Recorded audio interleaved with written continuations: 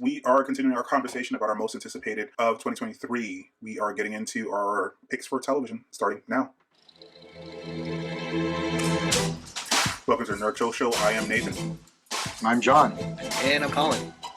Hey, so our conversation ran a little long on our movie, so we decided to split this into two. So hopefully you're joining us from that video. If not, there will be a link up there and also at the end, so you can jump over to that after you finish watching this. All right, we will, same rules as before, talk about our top 5 anticipated shows for the year, but if one of our picks is lower than someone else's pick, we're going to just talk about it briefly or just mention it and then go to something higher. Jhon is going to start us off here with his number 5 of his most anticipated shows of 2023. Sure.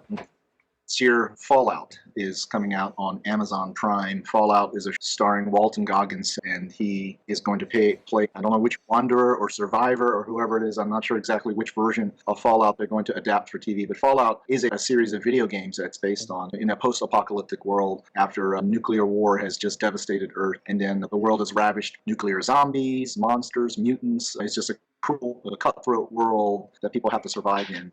And so this is a series of games that I've also played. It's full of horror, full of stories, full of all kinds of background information, history, and it's on its own. So very rich for the taking and being able to be developed into a TV series. So hopefully they do justice. We all know how a lot of video game properties have been adapted into TV and movies, and they've not done well, with a few exceptions here and there. So Fallout's definitely one I'm looking forward to. Yeah, it actually I didn't even know it was a thing that was coming out this year. I guess it piqued my interest. So I couldn't make even my top 10 or top 15 list because I didn't even know it was coming out. I was surprised when I saw it on your list. But I played the game. I think the time that Fallout came out, it was around the time in my life where I was transitioning into sort of adulthood and I spent less time playing games. So it was a really long game and I got through about a quarter of it, and then I had to do other things. So I'm interested in it because I did invest a lot of hours into it, so it is an interesting game. So it'll definitely be something that I'll look for later on in the year when it comes out. Do you know what quarter it's coming out this year? I don't know. I'll be honest, I don't know. I know it's supposed to be coming out this year, and I was going to mention one of the cool things. I don't know if you remember where the location took place. The cool thing about the versions of the games that I played, they used the real-world locations and what it would have looked like in those cities. For example, Fallout 3 took place in Washington, D.C. So it's really cool as you're rummaging through all the different metro lines, and they did a really good job of recreating it. And the same thing in Fallout 4, they did Boston area for Fallout 4. Yep. They also did Fallout New Vegas, a lot of the Vegas area out there. Seeing all those things, I think, made it a lot more interesting for people as they could resonate with the real world locations. Mm-hmm. If they're doing something similar like that with TV shows, that would be pretty cool. I just don't know what location it's supposed to take place. Colin, did you know that this was a thing, or you didn't? No, I didn't know this was a thing. I knew vaguely about the video games. I knew about Fallout 4 having being based in Boston, but I didn't really play the games at all. What was it on PlayStation? Which PlayStation version? All of them. Okay. I'm sure I played it on PlayStation. I think I played it on PC. Okay. There's a PC version. PlayStation 2, PlayStation 3 is when it came out as well for some of the versions. On the PlayStation, so I definitely played my PC. They definitely had released it across different platforms, including PC. Yeah, for me, I stopped at 3, so I was like, that's where I stopped in terms of my video games, and it's kind of like my family does I think my brother has like Xbox Series 1, and then also the Switch. So my video game playing has really dwindled since my early years and stuff. So my number 5 is actually Star Wars Ahsoka. I think that Nathan, it's on your list as well, but it's higher. And your number 4? My number 4 is actually Secret Invasion. I think, Jhon, you have that as well. Yep. I liked Winter Soldier. I liked Captain America Winter Soldier. I liked the political intrigue, the espionage, the paranoia that's involved. I know that I hope, because you're dealing with Skrulls, if they're able to play it off like how they did it in DS9, Nathan, with the changelings. If they're able to do it to that level of paranoia and craziness, I'm in. I'm totally in. But we'll see. We'll see if they get into that type of feel, because it's a huge story, and I think that you never know. And I don't know whether or not they're going to be that bold to say one of the characters from the Infinity Saga was actually a Skrull. Is that going to happen? Is that really going to happen, or they're not going to be that bold and say, we're just going to not say that, and that's going to throw everything off. So that's why I'm intrigued, but I'm not intrigued enough that it's going to be higher on my list, because it could go the other way where it's going to be generic and not as good as, say, Captain America and Winter Soldier, or even the Falcon and the Winter Soldier. It's not as good. So I am on the fence as to how good it's going to be in terms of the content. So that's why it's lower on my list. Yeah. In Captain Marvel, Samuel L. Jackson and Ben Mendelsohn, I love their interaction in that movie. They were hilarious, especially Mendelsohn as Skrull character. And we are expecting to see Daenerys. I forget that. She should be not as Daenerys, but yes. She's on all the things. She was in Game of Thrones, Star Wars, and now she's in Marvel. Marvel. So, there you go. So she's trying to catch up to Ming Na Wen there for triple threat type stuff. But so I love their interaction. So more of them, sure, I'll take it. And especially if we get a series of it. And so it's definitely one of the MCU series that I'm looking forward to on Disney Plus. Again, Samuel Jackson's always great. I just hope they have a nice story to go along with all this. And again, how much of the comic arc and story, it was actually a pretty big crossover event within a comics, a Marvel Comics. So how much of that are they going to adapt? Are they just going to take snippets of it? They usually do. So that'll be something to really try to pick apart as comic book readers as well. So we can all expect that to happen, definitely on social media. Yeah, it's a little lower on my list than it is for you guys. You both have it at 4. I have it as 5 on my list. Looking forward to it. It's the only MCU thing that I have on my list, actually. It's not that I'm not interested in other MCU things, shows. It's just they're just lower on my list this year. But yeah, I'm interested for all the reasons you're talking about. It could be very good or not. Like I've just pulled up my ranking that I was talking about earlier in the previous video for youth films, and Winter Soldier is my number 1, and then followed by Black Panther, and then Endgame. So for the same reasons that Colin mentioned about all the political intrigue stuff, that I enjoyed. The reason it's top is because it's a superhero movie specifically within a spy genre. Like they did a different thing, and it's just a really good movie. So it might be my favorite thing of this year, or it might just be we'll see. Yeah. But I'm really hoping that it's good. That's why it's in my top 5. Yeah, definitely. Is it my turn? Yes, it's your turn. Number 4. You're number 4. All right, so my number 4 is Picard season 3, and people could be or maybe surprised that I have Picard season 3. Given how I haven't done, I know there are some people that are still working on videos from last year, even though it's been off for months, about how much they hated season 2. It's like they're like hours long, and they want to go like other creators on YouTube that I know have been talking about their Picard video. It's just how bad it like season 2. That was a slog fest. It's so exhausting. It was so exhausting. I'm not gonna. I'm start spinning out. But they are dispensing with everything that they did in season 2. That was like I think what might carry over is a Borg thing to a certain extent, but not that much. We'll see. Hopefully not. Hopefully not. But the Borg Queen was not Picard's mother. Hopefully not that much, because then, like I said, I'm going to spin out and talk about how it doesn't make any sense. But they're bringing back a bunch of the original characters. It's fan service, of course, but I'm looking forward to seeing them. Hopefully, they have a good story to wrap this up. I've heard criticism that there's like another bite of the apple. Like they had a finish in Star Trek 10. It wasn't a very good finish. So that cast had a finish in Star Trek 10. So hopefully, I'm crossing my fingers because I want it to be good. I want it to be the promise that I felt when I first heard they were going to make a Picard series. I want it to be that.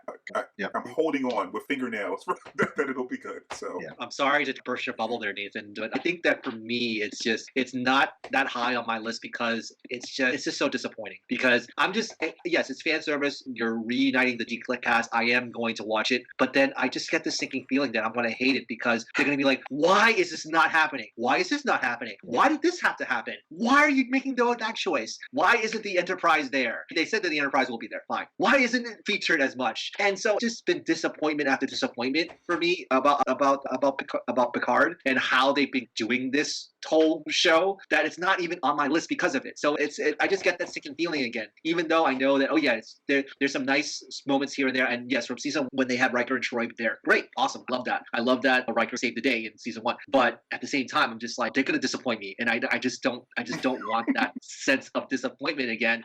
And they're gonna make Worf up. What are you doing? What is that all about? Are they really? Yes. It was in the trailer. Yes. I didn't feel any way because that's not going to last. He's going to start fighting someone by the end. Hopefully not. So I doubt it's going to stick. So it's what a way to piss off. But no, I don't think that's actually good. Okay, all right. I don't think they would be ridiculous to do that. It's just like a waste of the character. That's what I'm saying. They did a lot of stupid things in season 2. So it's possible. It's possible. Yeah. I don't want to be that critical. They did a lot of jarring things that annoyed the heck out of me.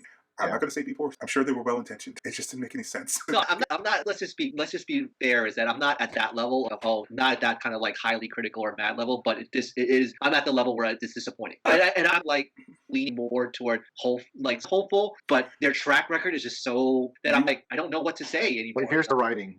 You are correct. I might be Charlie Brown in the football. Basically. I don't want to be fooled only twice. Shame on shame on. I'm holding on hope that it'll be good. Yeah, it's like number 18 on my list. No, I mean, don't get me wrong. I'm still going to watch it because I am hopeful, and I would love to see all the cast members again from the next generation. Yes. And see where they're at. Sure. And I'm hopeful they have better writing. Of course, we were hoping for that in season 2 as well when it went backwards, right? I am going to watch it. I still want to see it because I don't know if you guys feel this way, but no, I love Patrick Stewart. I just love Patrick Stewart and see him act, and just I still feel like even though you can tell even his voice is getting older and all that, I want to enjoy what I can watch of him. But I think that also you also have to think about if you've watched the old TNG, and my brother is a huge TNG fan. Yep. Like you watch some of his login speeches, and they're just amazing. It's just that's just like next level amazing. That's what made him so good. It's just next level stuff like that. And this you haven't been able to achieve that type of level of storytelling since then. And it's just not in the movies. They did it, but they weren't able to do that. And it's just you're wasting the fan service if you can't get to that level. And I am pessimistic that they're able to get to that level. However, I would have to say that if they're introducing Geordie's daughters in this, one of them, one of them, both of the characters are Geordie's daughters, but one of them is played by his real life daughter. LeVar Burton's actual daughter, yes. So I think that there's hope there. I think that that's going to be some hope that I'm going to maybe cling on to, is that they're going to do some type of good thing with that and do him with say. Yeah, if it's not there, if it's not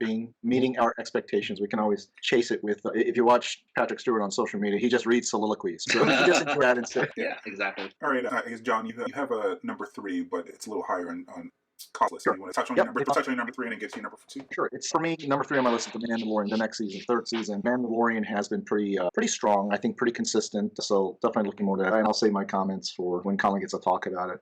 Next up on my list is Reacher, season 2. Alan Ritchson is we all know him as Hawk from Titans. Titans, yeah. And he also played a version of Aquaman on Smallville. That's how I knew of him. Yeah. And then he's been in a lot of different things. But the dude is a hulking big guy, and his perfect trail of Jack Reacher, on this TV series. So fans of the books of Jack Reacher, after they saw the 2 movies that Tom Cruise did, they said Tom Cruise does not fit the characterization of what's described in the book. Does. He's supposed to be this huge guy, right? But I enjoyed it. And first season was definitely on one of the books. It followed it fairly well. And I don't know, it hasn't been revealed yet as to exactly which book they're going to try to tackle next for this season. I thought the first season was done very well. I love the cast, love his mannerisms, his quirkiness, and his physicality in the TV series as well. So definitely looking forward to the second season of Reacher. Hopefully it's done just as well. Yeah, it's not on my list, but it's not on my top 5, but it's definitely on my top 10. I think I have it, and actually I added it after I saw it on your list. It's like, oh, I forgot about Reacher. Reacher's coming out this year, so it's definitely dad TV, but I guess it's fine. It's also like conservative TV, like Yellowstone. I never got into Yellowstone. I don't think I can go down that rabbit hole, especially since they're starting to do spinoffs as well. I can't spend that much time in like conservative TV land, but I don't care that it's conservative TV. I don't care that it's dad TV. Really good show. It's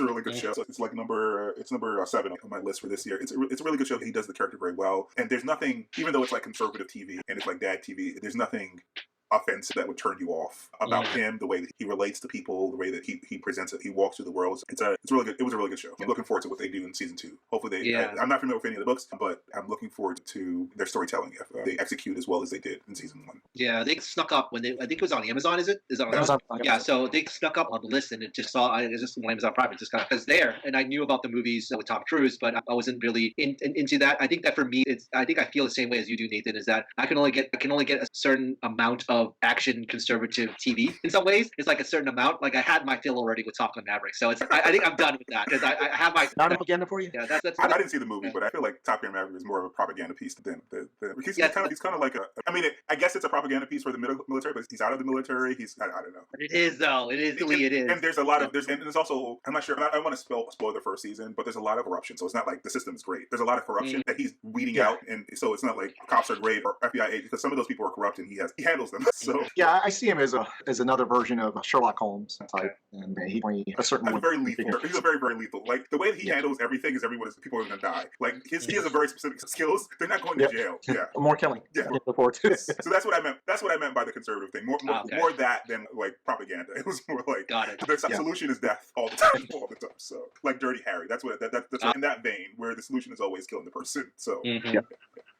All right, Colin, you have your number. Okay, so number 3 for me is Loki season 2. Loki season 1 is still at the top of my list in terms of best Disney Plus shows. I think that it just is like all these various levels of things, and then also the big reveal at the end that Jhon mentioned earlier in our movies most anticipated. So it was great to have Kang there. Just look, I think that just acting in that show is just really brilliant. I think that Tom Hiddleston is just a brilliant actor. I think that Sophie DeMartino is really great as Sylvie. I think that their chemistry is just so great, and also like the kooky soundtrack, and then where they were. It was almost like a mystery wrapped into another mystery of where this is going. And then I think that there was I remember that the medieval scene, that was interesting as well. Kind of like there was some interesting story choices that they made that even though it seemed weird at the time, it made sense. And I think that hopefully it carries over to season 2, and why I'm really interested in kind of what happens to season 2. Plus also you saw a lot of his humanity when Mobius was showing him the clip of this was your life during the Infinity Saga, that type of sort of thing. And so I think That was really well done. It was just a really good combination of different things, of humor, of sadness, character development, brilliant acting, big reveal at the end. It was all there, and I think that's why it's still number one on my favorite Disney Plus show. Yeah, I haven't done my list of favorite Disney Plus shows, but it's definitely lower on my list than I think it was on, because I think we were talking about this here, Disney Plus shows. I'm looking forward to it. In my top list, it's number 7 on my list. But yeah, I'm not looking forward to it as much as other people are, because it wasn't one of my favorite shows. It was good. It'll be in my top 5, maybe. I'd have to think about it. They released a lot of shows over the last couple years. Yeah. I was thinking, I had Moon Knight and Hawkeye and Miss Ms. Marvel. That's already on the top, and then WandaVision, that's 4. So I don't know if my top 5, because there's really so many shows. It might be number 5 on that list, actually. So I'm still looking forward to it, but we'll see where they go. We'll see where they go. I'm a little also annoyed with him because the guy who wrote that show wrote Multiverse of Madness, and yes, he did. Yes, yes, he did. Yep, he did. So whatever good feelings I had about that show has been tainted by having to sit through Multiverse of Madness and him obviously not watching WandaVision, which is higher on my list. So shows. I do think it was a little bit of a cop out. He was killing people in New York, and he was trying to kill people, and they actually show him pulling out someone's eye, and then watching a clip reel made him Loki that got killed in Infinity War. A little bit of a cop out, but it's fine. You can't have a show around a murderer, but if you're thinking about it logically, the Loki that was actually plucked out of New York is the one who was about to destroy the world.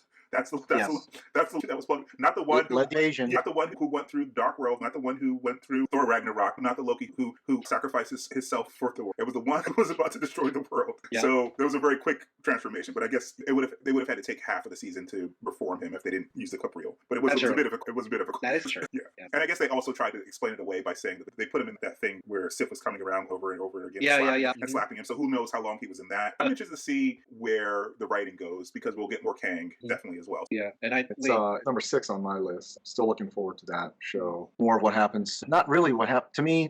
Not really what happens in Loki. Yes, it's always nice to get more Tom Hiddleston, but also where's that going? Does it reveal more about the TV and all that stuff? I want to see more of that. I feel like we just got into it just a little bit, and now what? Because it's all hell has broken loose with the TVA. And I thought we would see that in some of the movies that we've seen in Phase 4, but that was not the case. So it looks like we're going to have to wait for the show to reveal all of that. Right. Yeah. All right. So the next one on my list is actually Ahsoka. We talked about this a little bit. Colin talked about it a little bit. I'm a big fan of Clone Wars, and Ahsoka is an exceptional character that was created in that show. Yep. So she shows up a little bit in Rebels as well. She shows up in The Mandalorian, and in one of the better scenes of season 2 of the Mandalorian, the Jedi. And Rosario Dawson is my wife's favorite person, but I like her every time I see her.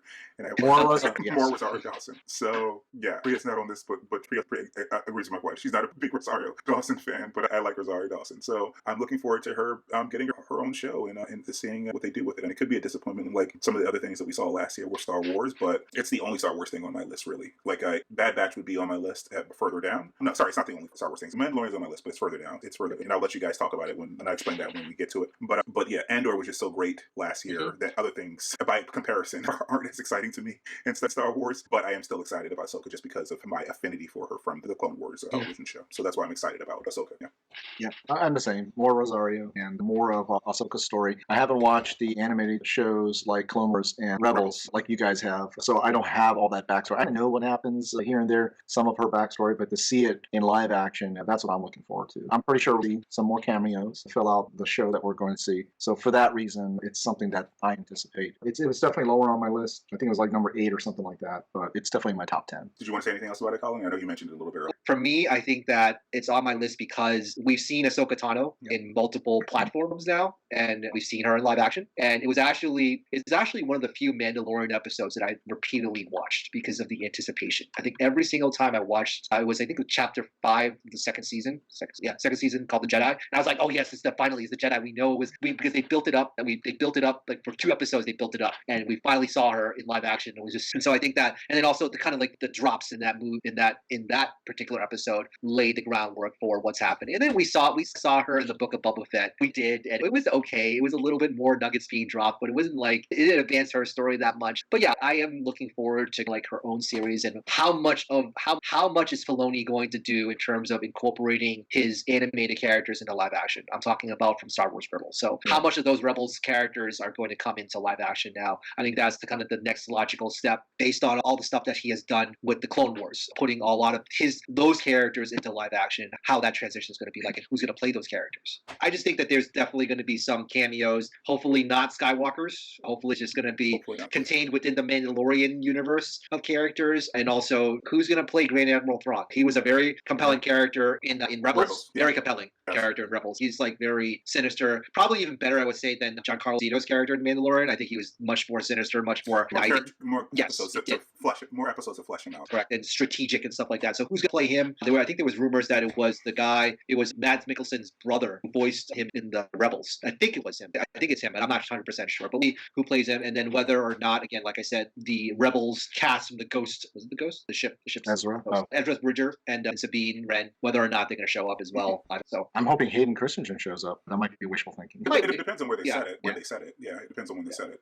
Yeah. I would say definitely. I would say maybe even a Force Ghost could be a Force Ghost type of scenario. I would say, or I think flashback will be pretty tough because you're gonna have to. It's gonna have to be a new younger version of her. But if they do it, I hope they actually spend the money to actually de-age Christensen, because he just use deep fake. Just looked like a 40-year-old dude fighting Obi-Wan, which is fine. It's not terrible. A 40-something-year-old dude too, but he's supposed to be 20-something in those scenes. So. They didn't have the money. They had the money for the one-off episode of The Mandalorian, but they didn't have it for the fight scene. Come on, Disney, bring out the money. So yeah, I'm looking forward to it. It's good. All right, so you're number one now. My number one's The Last of Us, and I know that it just premiered. It had always been on my most anticipated list of all the TV shows. Again, I'm a big game fan. That game's been around for I think like 12 years or something like that from the first game, and the show is definitely basing its whole first season on that first game. That game, if people don't know, people do know, it's a narrative action game story. The way they did all the action and the cutscenes, very cinematically. So they definitely took notes on how they make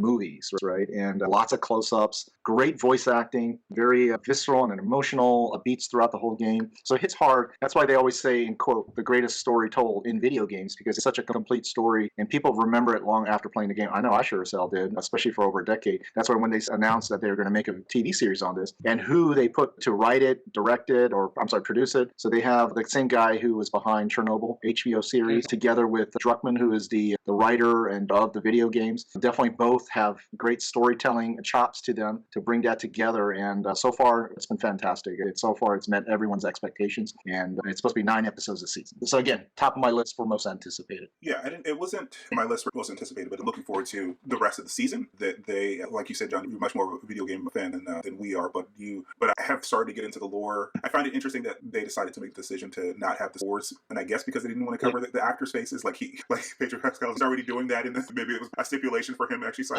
Maybe he complained. No mask. No mask.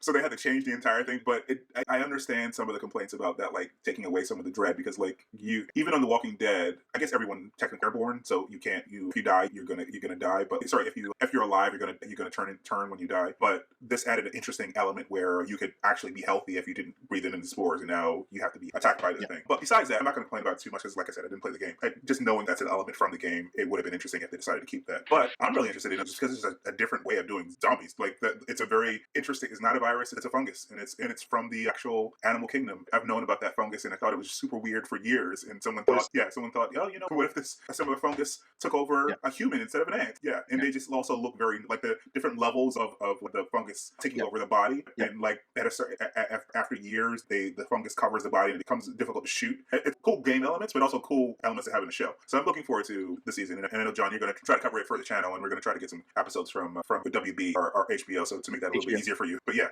I'm looking forward to it. It didn't make my list, but I'm looking. Yeah, it didn't make my list either. I think that for me, I can only get my fill of HBO for so much. I think House of the Dragon was the one that I really want to go into and really dive deep into. I know that it's breaking a lot of records right now for HBO. I think close to, I don't know what the numbers are, but it's breaking a lot of records. Definitely, I would see it later maybe, but I'm not. Yeah, I need to have a little bit of a break from HBO for a little while, but I might jump back into it later on for obvious reasons, because people keep talking about it and stuff like that. Have to almost go with the flow just to have some type of small talk with like strangers or something like that. Hey, have you seen Last of Us? I'm like, yeah, no, I haven't seen it. Yeah. All right, Colin, you're number 2. But my number 2 was The Mandalorian season 3, so it's one higher than yours, John. I think that for me, I saw the trailer. It looks good. It's coming out very soon on March 1st on Disney Plus. The Mandalorian is what started Disney Plus, so that was the originator. and also the big reveal of the child being in season 1 really gravitated and made it a cultural icon, and the cultural icon continues, and now he has a very fast ship along with it that's very different from the ship that he had in the first 2 seasons. We'll see what type of cameos are on here. I think that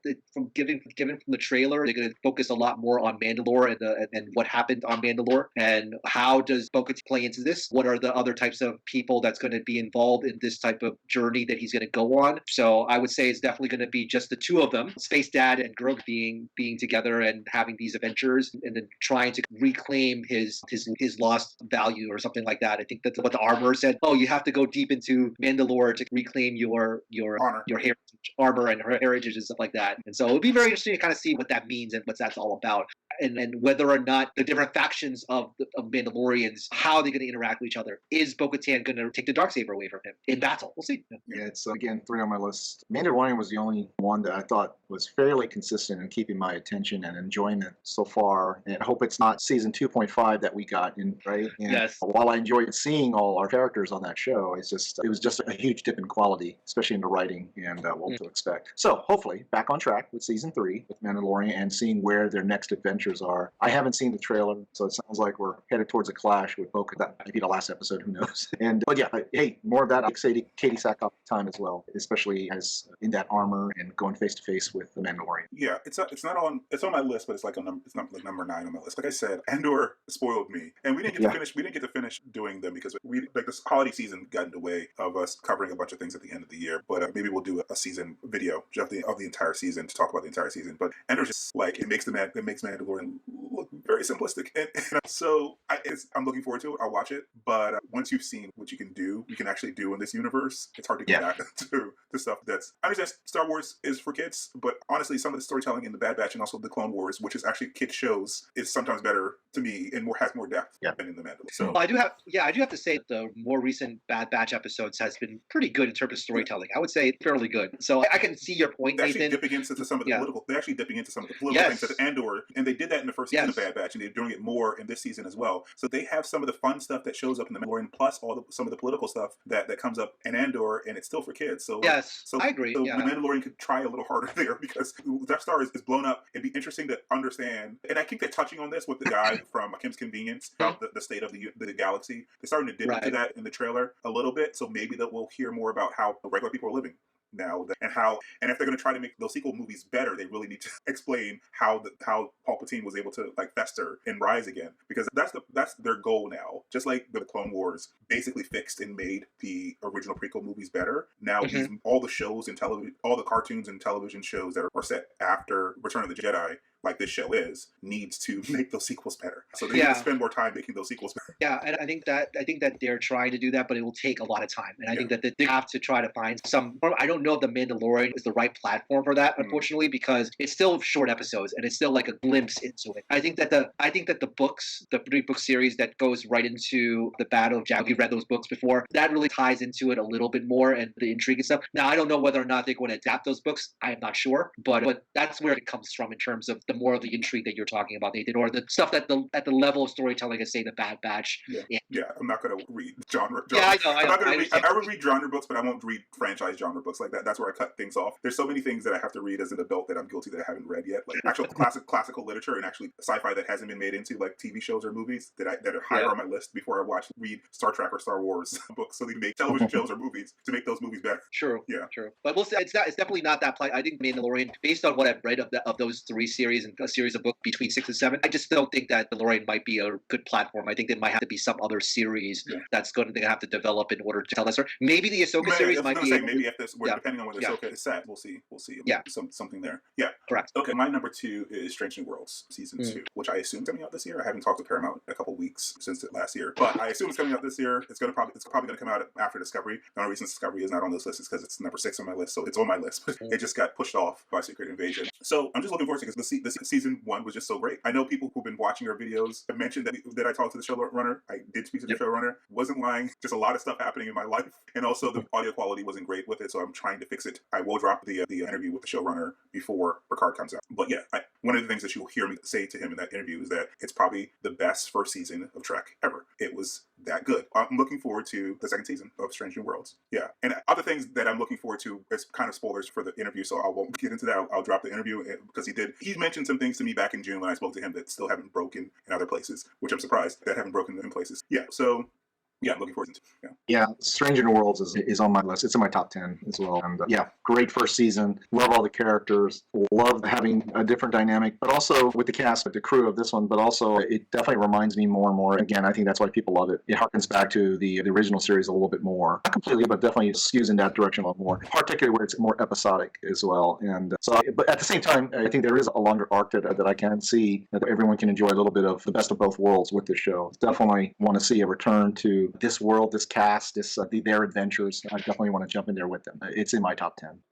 Yeah, again, just like with HBO, I have my fill with Star Trek as well because I'm kind of like jumping. I know that my tastes tend to lean toward more Star Wars and anything that's Star Wars or MCU related. Star Trek is definitely grew up with it, not as a big fan of it, but definitely still enjoy the universe around it. I just haven't gotten the chance to really dive deeper into it, and I know that Nathan, you dive deep into it with your reviews and with Discovery as well. Yeah. But yeah, it's just I only have that much bandwidth for our content. I understand. Yeah, we covered every Star Trek show last year except for Prodigy, and we tried to cover Prodigy, but like I said, end of year stuff messed up some of the recording. So we actually recorded a couple episodes of reviewing Prodigy, but we didn't release them because I hadn't finished the edit on them. Condra and I might come back and just talk about the entire season of Prodigy because Prodigy was also one of the better things that I saw last year, even though it's a kid's show. So they're doing a lot of great stuff there. It's just hard to list everything, all the Star Trek things at the very top because there are other things coming out. But yeah, I'm just looking forward to it just because it's just very well done. It was one of the things, the things that made me the happiest last year was that season. Yeah. All right. So we already talked about John's number one. So I guess we can jump to your number one, Colin. Yeah. So for me, I'm going back to the 90s. As a child of the 90s. I know that the Power Rangers thing is coming out on Netflix pretty soon, but this is like in that realm. So X-Men 97. This is the continuation of the original cartoon series. I was on Fox Kids every Saturday morning, and so it's going to be on Disney Plus. I don't know when it's going to come out in 2023. I'm hoping it's going to come out in 2023. Maybe it's going to be pushed to next year. Who knows? But they're going to star the original voice actors on the original X-Men cartoon show, and it's I would say that a lot of people argue and say Batman A series number one on their list in terms of the seminal moment for me it was X-Men. For me, X-Men is just that well done because not only is it good storytelling, not only is it the character arcs are very good, story arcs are very good. Dark Phoenix Saga being one of the best, the Phoenix Saga. So it was like 5 parts, and then there was 4 parts of the Dark Phoenix Saga. Yeah, and then also just the political commentary. So well, I've said this many times, so well done, ahead of its time. And yes, the X-Men was based on civil rights movement. We know that it's an allegory to Malcolm X and Martin Luther King Jr. So we know that when Stanley created it, but at the same time, it's just not only because Wolverine's a very, very iconic character, not only that, but the other stories that are involved are just great stories. And I just have such great memories of it. And I just look forward to what other types of storytelling they're going to push forward with that, and whether or not they're going to tie it with the EU in the multiverse. I hope so. I hope that they're going to do that, but maybe we'll get a snippet of it. Maybe we won't. So that's where I'm at with X-Men and why it's number one. Yeah, I'm not sure. Where is it on your list? Is it on your list? It's not on my list. It might be in the top 20 somewhere. I didn't get that far. So yeah, it just bumped Loki down to 8 for me. So like, I will say that I'm a Batman animated series fan. So it's not as good as Batman. There you go. Same here. It edges it out because the animation is just better. It's the animation they cheaped out. Like Fox didn't give them the money that they needed. I guess they gave it all to Bat because it was on the same channel. Yeah, it was on the same channel. Yeah, exactly. So I guess they gave all the money to them, or Bruce Timm had a stronger hand as a producer, so he could demand what you call it. But they farmed out a lot of that stuff to I don't even know which. The Philippines. Yeah. I think it was the Philippines. Yeah, so the animation was crappy. Last season. The storytelling, like you said, was exceptional. Like it's difficult to tell. It's difficult to say. I was actually, as you were speaking, I was trying to think whether or not I could say that this writing in Batman was better or X-Men, because they were both excellent. They were just doing different things. Like I feel like the stories in Batman are apolitical, but they're still very well written, except for the fact that he's a guy going around hitting people as opposed to like using his wealth to do other things. But they showed that he's a philanthropist sometimes, but not as much as you should show for a person who decides to beat up on people who are poor. So if you look at it from that angle, I guess they're saying something political, but I think they were more overt and about talking about social issues in X-Men. I really dug the show. It was definitely my number 2 show. It really, like Batman and X-Men, that show really got me into comics when I was a kid. Got me into buying comics when I was a kid. Yeah, I'm looking forward to it. And now they have Marvel money. Like they have Marvel Studios money for their animation. So I'm looking forward to an animation upgrade. Yeah. So it's definitely on my list. It's a top 10. Like I said, just bump Loki down. For all the reasons that you just listed, it bumped Loki down in my list. So, yeah. Being the more senior guy among us here, for me, it was his X-Men back then was the closest thing I could see to how they were drawn according to the comics. Yes. And that always drew me, especially the opening intro. Yeah. Not only the music was memorable. Yeah, But yeah. I was going to forget. I forgot the voice cast. The voice cast is also exceptional. Voice cast, yeah. So they did a great job with that. So that has always been very memorable, and all the reasons that you both mentioned, touching on the political and the social issues, not shying away from. Imagine playing that today, and I can just see, oh my gosh, they're trying to see that type of crap being thrown at it. But so it's very memorable, and to have a continuation of it, I'm wondering if they're going to have, like you said, Colin, the same voice cast, similar voice cast. They are. They're Yes, going to yeah, have the yeah, same. it's a lot of the same people. Who hasn't passed away, I think, is going to come back. Yeah, I think everyone is going to be back, with the exception of the person who voiced Jubilee. They're going to cast an Asian American actor for the voice of Jubilee. That's what I've heard. Other than that, everyone I else think is the guy back. who played Wolverine recently passed, though, so I think they may have gotten some of him on season, but I don't know if he'll be able to. He's definitely not going to be able to. But yeah, it makes sense that they're going to cast someone who's actually Asian in that part. In that part, I'm glad Hollywood is doing that more and more. Unfortunate for what actually had to happen for that. That's one of the only things that's actually stuck from the George Floyd incident from 2020. Hollywood making some of those changes. I haven't seen much other changes in corporate America that I stick, but like actually hiring people who are the ethnicity of the character is a good thing. That was, I think, that switched over that they're not going to go back on. But yeah, I'm looking forward to it. It'll definitely hit me in all the nostalgia feels of that show, nostalgic feels in that show. Yeah, I need to go back and rewatch. I'll be honest, some of this. I remember some of this. Disney Plus. All on Disney Plus. Before Disney Plus existed, I had like before I had the money to actually buy things, I had like copies of. So I have it on a drive. I did too. I downloaded all of it. I have it on a hard drive somewhere. I was much more honest. I think that I all the DVDs. So I did get all the DVDs when it finally came out. This is when it was like, I think that studio that did it was in bankruptcy, and then I think they moved to Disney for a little bit, and then Disney had it, and then because of whatever type of rights issues and stuff like that, then they were able to get it back and stuff like that. So it's I just have to there's just so many great episodes off the top of my head, and just really well done overall. Yeah, it's a great trip down to memory lane for me, and really helped me in terms of shaping my politics and stuff, because no one ever has seen that. Yes, as kids, you don't really notice. You notice it, you see it as a kid, but it being so overt, like treating others kindly or respecting other people's differences, and then just like how two friends become mortal enemies because of the fact that they just disagreed politically. They really did disagree politically, and it's just and how to go about it, and then seeing that evolution of him coming back into the fold a little bit. It's still really brilliant story overall. Yeah, it's really good. And to your point, Jhon, about how people will react, it's funny. Like there's always these swings, unfortunately, in American culture. Like people think that we're at the end of racism because we swing in a particular way, but there's always a white backlash. In the 90s, when the show was on, the buzzword wasn't woke; it was politically correct. So there are people complaining about it. Yes. Absolutely. So then we swung in the other direction, made some progress, and now we're swinging back with a lot of everything saying things using the term woke or CRT or whatever the culture war, the reactionary white backlash to culture moving forward is today. Yeah, so. Backlash is right. Yeah. Yeah, exactly. All right, the last thing on my list is Yellowjackets season 2. It is so high on my list because that first season was crazy. I'm not sure if you guys have seen it. The show, I haven't. I've heard so much great things about it. Is it Hulu, right? No, I think it's on Showtime, actually. It's on Showtime. It's the only reason I have Showtime, and actually I need to cancel Showtime until it comes to, because it's the only thing I really, like, I've watched other things because I got Showtime. I heard so many good things about it that I had to get the Showtime streaming app. And actually, since we have a relationship with Paramount, maybe I'll just get screeners for it. But the show, so it's just good. It's crazy. And all the actresses in that show are just doing exceptional work.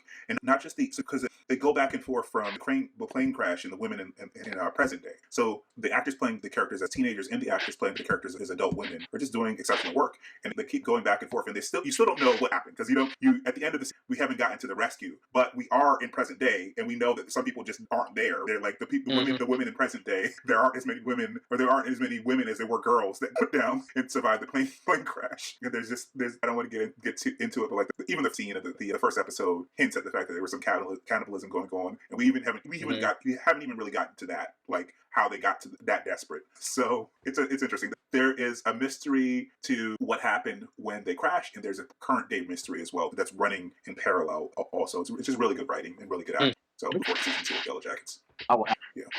Yeah, I heard some good things about it, about season 1, and the buzz around season 1. Just never got around to it to watch it. Yeah, it's really good. I don't know. We've been talking for about an hour now, so we should wrap this up. All right, so we should, if you haven't seen our video about our most anticipated movies, watch that next, and we will see you next time. All right, guys. Bye.